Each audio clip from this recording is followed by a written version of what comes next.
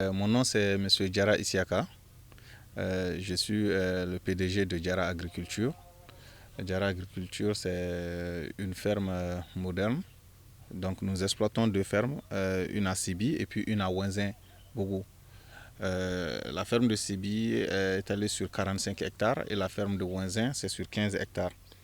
Donc nous faisons généralement la papaye et l'oranger. Nous avons actuellement 12 000 pieds d'oranger et nous avons quelques hectares de papayers, diverses variétés.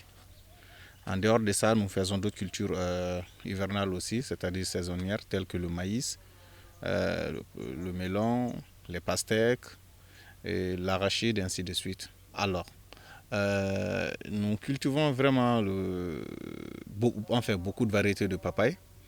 Nous cultivons, comme vous voyez, ça c'est la variété Horizon F1 hybride. Nous cultivons ça. Nous cultivons aussi Solo N8. Nous cultivons aussi Kalina IPB. Ça c'est une nouvelle variété sur le marché. Et voilà, c'est les trois variétés que nous cultivons actuellement.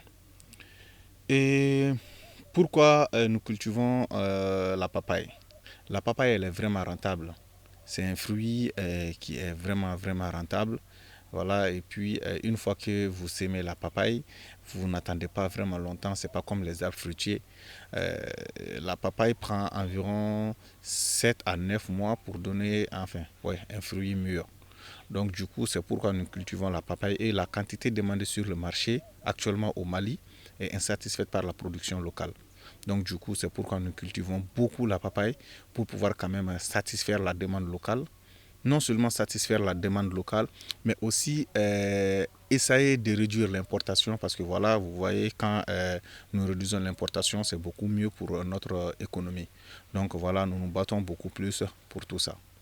Ah ben oui, très très bien cette question. Effectivement, comme vous voyez, j'ai dit que nous nous battons en réalité pour combattre en réalité l'importation.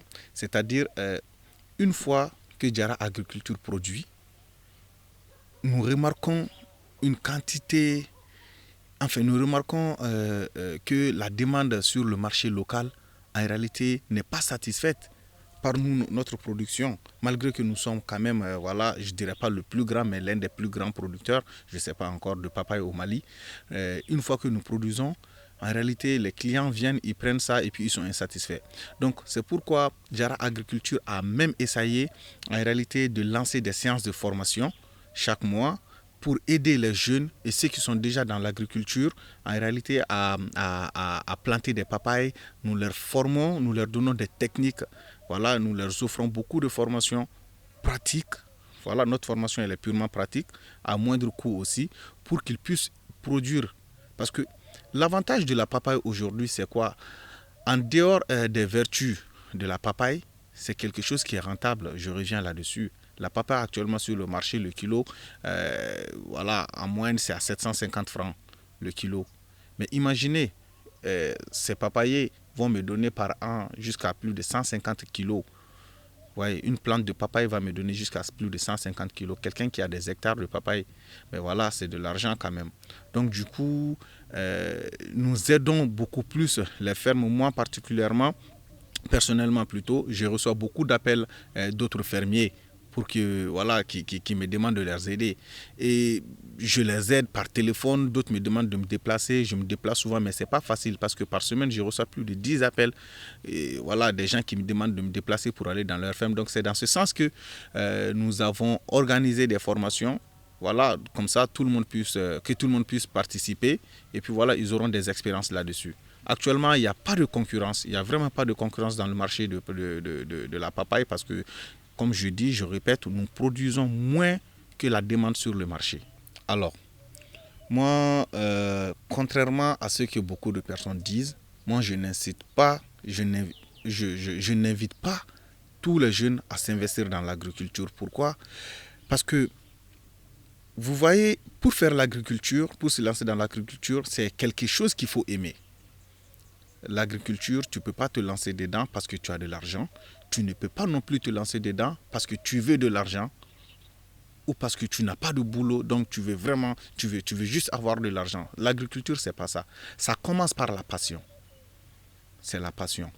Moi, j'invite Ceux qui veulent faire l'agriculture, c'est eux que j'invite. Parce que j'ai connu beaucoup de personnes qui ont commencé, ils n'ont pas eu le courage de terminer.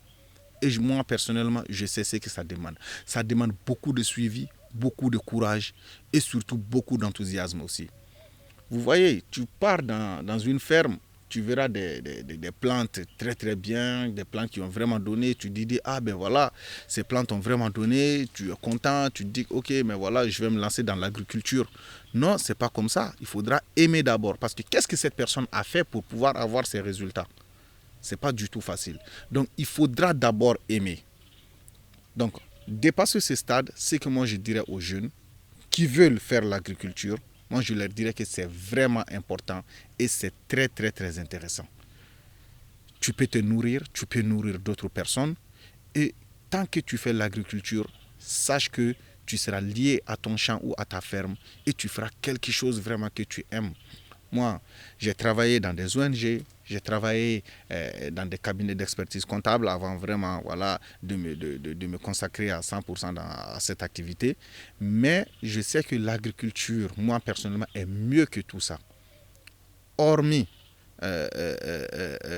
l'avantage, hormis ce que tu gagnes comme rémunération, je sais qu'il y a une passion qui est dedans en fait. C'est une passion. Du matin jusqu'au soir, tu te trouves dans ta ferme, tu vois ton argent grandir petit à petit, tu vois tes fruits grossir, tu fais tout pour que tes fruits puissent grossir parce que une fois que ces fruits grossissent, c'est le kilo qui augmente, moi c'est ma fortune qui augmente en quelque sorte.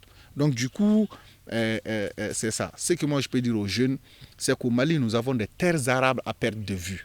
On en a à perte de vue. Rien n'est facile dans la vie. Le temps que tu passes à chercher un emploi sur Malipage, Maliweb, ainsi de suite, tu sais que ça, c'est pas facile. Tu peux passer 1 année, 2 ans à chercher ça, même un simple stage. C'est pas du tout facile. Mais si tu cherches un peu à connaître c'est quoi l'agriculture, peut-être que tu voudras aimer.